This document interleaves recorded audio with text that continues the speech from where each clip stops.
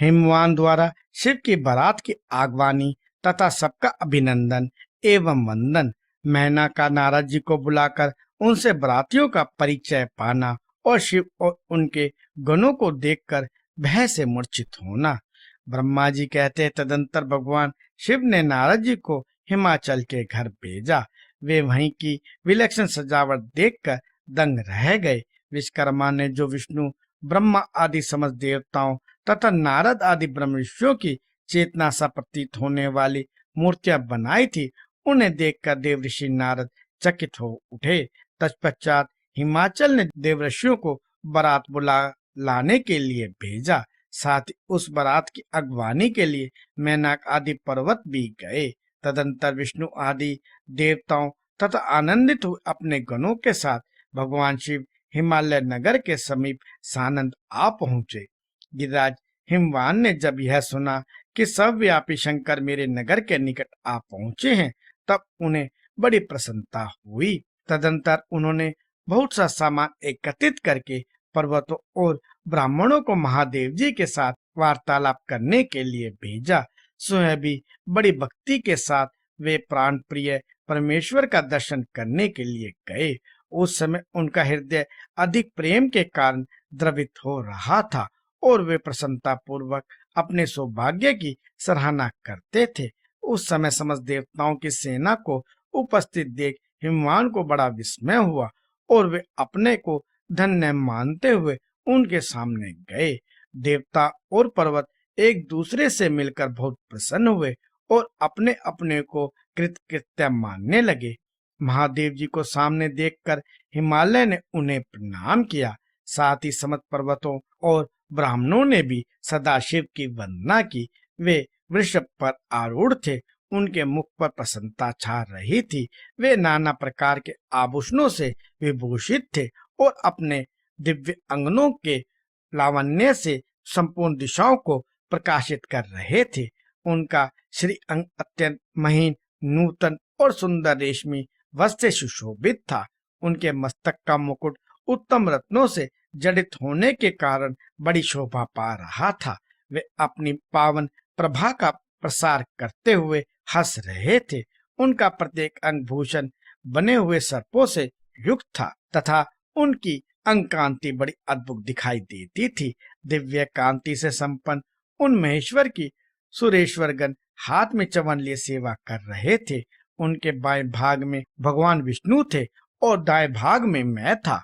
पीछे देवरा इंद्र थे और अन्य देवता आदि भी पीछे तथा अगल बगल में विराजमान थे। नाना प्रकार के देवता आदि उन लोक कल्याणकारी भगवान शंकर की स्तुति करते जाते थे। उन्होंने स्वेच्छा से ही दिव्य शरीर धारण कर रखा था।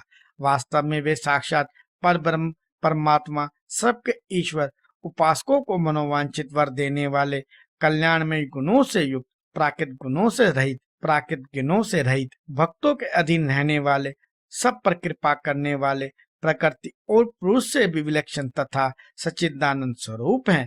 उनके दर्शन के पश्चात हिमवान ने भगवान शिव के वाम भाग में अच्युत श्री हरि का दर्शन किया, जो नाना प्रकार के आभूषणों से विभूषित हो विंतानंदन गरुड़ की पीठ पर विराजमान थे। मुने भगवान के दाहिने भाग में उन्होंने 4 मुख से युक्त महाशोभाशाली तथा अपने परिवार संयुक्त मुझ ब्रह्मा को देखा। भगवान शिव के सदा ही उत्तम प्रिय इन दोनों देवेश्वरों का दर्शन करके परिवार से गिरिराज ने आदर पूर्वक प्रणाम किया।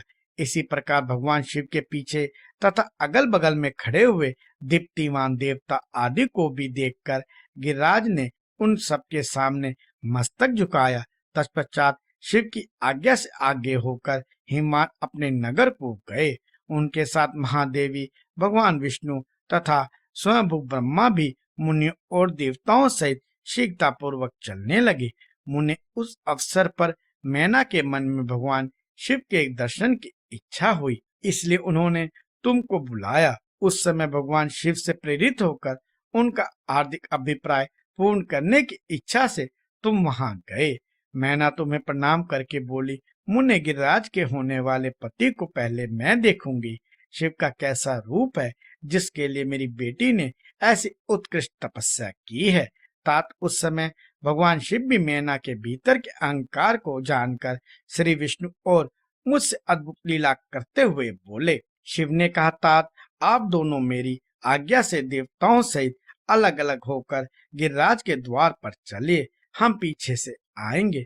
यह सुनकर भगवान श्री हरि ने सब देवताओं को बुलाकर जैसा करने के लिए कहा।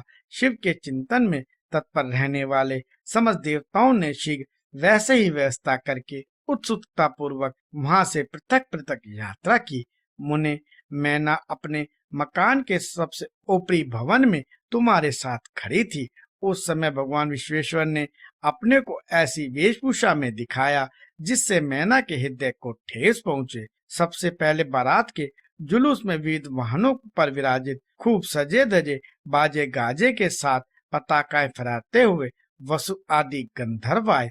फिर मणिग्रीवादी यक्ष, तदंतक क्रम से यमराज, निऋति, वरुण, वायु, कुबेर, ईशान, देवरा, इंद्र, चंद्रमा, सूर्य, भृगु आदि मुनीश्वर तथा ब्रह्मा आए। वे सब उत्तरोत्तर एक से एक विशेष सुंदर शोभामय रूप गुणों से संपन्न थे। इनमें से प्रत्येक दल के स्वामी को देखकर मैना पूछती थी कि क्या ये ही शिव है। नारद जी कहते, यह तो शिव के सेवक है। मैना यह सुनकर बड़ी प्रसन्न होती और हर्ष में भरकर मन ही मन कहती, ये उनके सेवक ही जब इतने सुंदर हैं, तब वे सबके स्वामी शिव तो पता नहीं कितने सुंदर होंगे। इसी बीच में वहां भगवान विष्णु पधारे। वे संपूर्ण शोभा से संपन्न श्रीमान नूतन जलधर के समान श्याम तथा 4 भुजाओं से संयुक्त थे। उनका लावण्य करोड़ों कंदर्पों को लज्जित कर रहा था। वे पीताम्बर धारण करके अपनी सहज प्रभा से प्रकाशित हो रहे थे। उनके सुंदर नेत्र प्रफुल्ल कमल की शोभा को छीनने लेते थे। उनकी आकृति से शांति बरस रही थी। पक्षीराज गरुड़ उनके वाहन थे।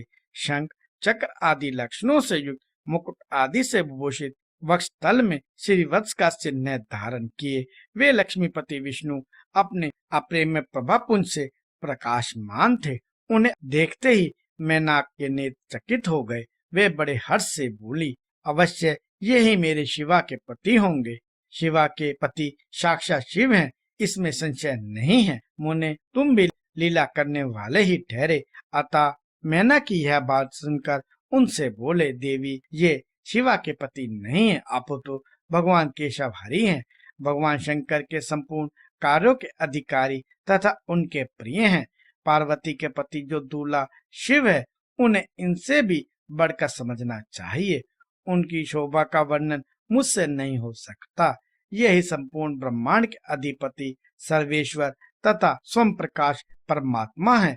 ब्रह्मा जी कहते हैं, नारद, तुम्हारी यह बात को सुनकर मैना ने उन शुभ लक्षणा उमा को महान धन वैभव से संपन्न सौभाग्यवती तथा तीनों कुलों के लिए सुखदायिनी माना। वे मुख पर प्रसन्नता लाकर प्रीति युक्त हृदय से अपने सर्वाधिक सौभाग्य का बारंबार वर्णन करती हुई बोली।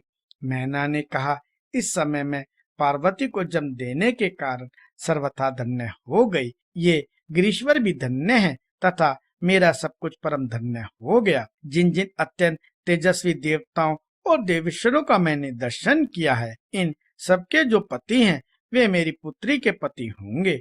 उसके सौभाग्य का क्या वर्णन किया जाए। भगवान शिव को पति रूप में पाने के कारण पार्वती के सौभाग्य का 100 वर्षों में भी वर्णन नहीं किया जा सकता। ब्रह्मा जी कहते हैं, नारद, मैना ने प्रेम पूर्वक हृदय से जो हुई उपयुक्त बात कही, तो हुई अद्भुत लीला करने वाले भगवान रुद्र सामने आ गए। तात, उनके सभी गण अद्भुत तथा मैना के अहंकार को चूर्ण करने वाले थे। भगवान शिव अपने आप को माया से निर्लिप्त एवं निर्विकार दिखाते हुए वहां आए। मुने, उन्हें आया जान तुमने मैना को शिव के पति के दर्शन कराते हुए उनसे इस प्रकार कहा, सुंदरी, देखो, ये साक्षात भगवान शंकर हैं, जिनकी प्राप्ति के लिए शिवा ने वन में भारी तपस्या की थी। तुम्हारे ऐसा कहने पर मैना ने बड़ी प्रसन्नता के साथ अद्भुत आकार वाले भगवान महेश्वर की ओर देखा। वे स्वयं तो अद्भुत थे ही, उनके अनुचर भी बड़े अद्भुत थे।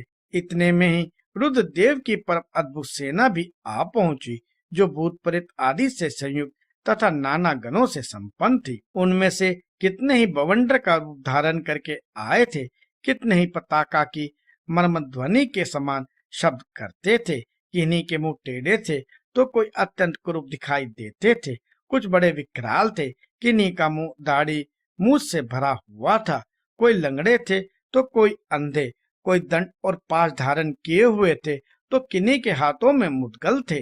कितने ही अपने वाहनों को उल्टा चला रहे थे, कोई सींग, कोई डमरू और कोई गोमुख बजाते थे। गणों में से कितने के तो मुंह ही नहीं थे, कितनों के मुंह पीठ की ओर लगे थे और बहुतों के बहुतेरे मुख थे। इसी तरह कोई बिना हाथ के था, किन्हीं के हाथ उल्टे लगे थे और कितने के बहुत से हाथ थे। कितने ही नेत्रहीन थे, किन्हीं के बहुत नेत्र थे, किन्हीं के सिर ही नहीं थे और किन्हीं के बहुत खराब सिर थे, किन्हीं के कान ही नहीं थे और किन्हीं के बहुत से कान थे। इसी तरह सभी गण नाना प्रकार की वेशभूषा धारण किए हुए थे। तात ये विकृत आकार वाले अनेक प्रबल गण बड़े वीर और भयंकर थे, उनकी कोई संख्या नहीं थी।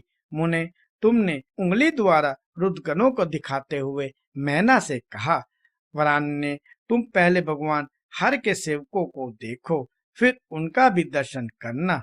उन असंख्य भूत प्रेत आदि गुणों को देखकर मैना तत्काल भय से व्याकुल हो गई। उन्हीं के बीच में भगवान शंकर भी थे, जो निर्गुण होते हुए भी परम गुणवान थे। वे वृषभ पर सवार थे, उनके 5 मुख थे और प्रत्येक मुख में 3-3 नेत्र थे। उनके सारे अंगों में विभूति लगी हुई थी, जो उनके लिए भूषण का काम देती थी। मस्तक पर जटाजूट और चंद्रमा का मुकुट, 10 हाथ और उनमें से एक में कपाल लिए, शरीर पर बागंबर का दुपट्टा और हाथ में पिनाक एवं त्रिशूल, आंखें भयानक, आकृति विकराल और हाथी की खाल का वस्त्र। यह सब देखकर शिवा की माता बहुत डर गई, चकित हो गई, व्याकुल होकर कांपने लगी और उनकी बुद्धि चकरा गई। उस अवस्था में तुमने उंगली से दिखाते हुए उनसे कहा, यही भगवान शिव है। तुम्हारी यह बात सुनकर सती मैना दुख से भर गई और हवा के झोंके खाकर गिरी हुई लता के समान तुरंत भूमि पर गिर पड़ी। यह कैसा विकृत दृश्य है, मैं दुराग्रह में पड़कर ठगी गई। यूं कहकर मैना उसी क्षण मूर्छित हो गई। तदंतर सखियों ने जब नाना प्रकार के उपाय करके उनकी समुचित सेवा की, तब गिरजा प्रिय मैना धीरे धीरे होश में आई।